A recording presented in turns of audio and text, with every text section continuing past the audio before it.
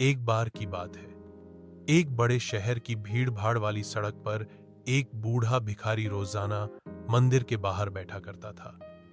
उसके मैले, कुचैले कपड़े, झुकी हुई कमर और थकी हुई आंखें उसकी जिंदगी की कठिनाइयों की कहानी कहती थीं। वह बिना कुछ कहे बस एक कटोरा सामने रखे लोगों को देखता और जो कोई कुछ देता वह चुपचाप उसे स्वीकार कर लेता। उसी शहर में एक अमीर आदमी विक्रम मल्होत्रा नाम का बड़ा व्यापारी भी रहता था। उसके पास करोड़ों की संपत्ति थी, बड़ी बड़ी गाड़ियां, नौकर चाकर और हर ऐशो आराम की चीज थी। लेकिन फिर भी उसके चेहरे पर कभी मुस्कान नहीं होती थी। वह हमेशा तनाव में रहता, अकेला महसूस करता और नींद की गोलियां लेकर रातें काटता। एक दिन विक्रम अपने बंगले से निकलकर मंदिर गया। वहां उसने उस भिखारी को देखा जो हल्की सी मुस्कान के साथ बैठा था। विक्रम को आश्चर्य हुआ, इसके पास कुछ नहीं है, फिर भी मुस्कुरा रहा है और मैं सब कुछ होते हुए भी परेशान हूं। आखिर इसने क्या पा लिया है जो मेरे पास नहीं?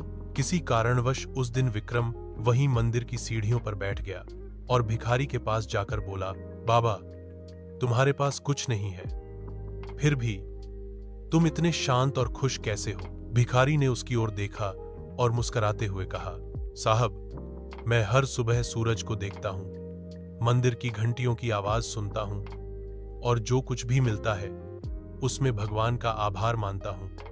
असली दौलत यहां है। उसने अपने दिल की ओर इशारा किया। विक्रम को यह जवाब अजीब लगा, पर कहीं ना कहीं दिल को छू गया। इसके बाद विक्रम हर रोज उस भिखारी से मिलने आने लगा।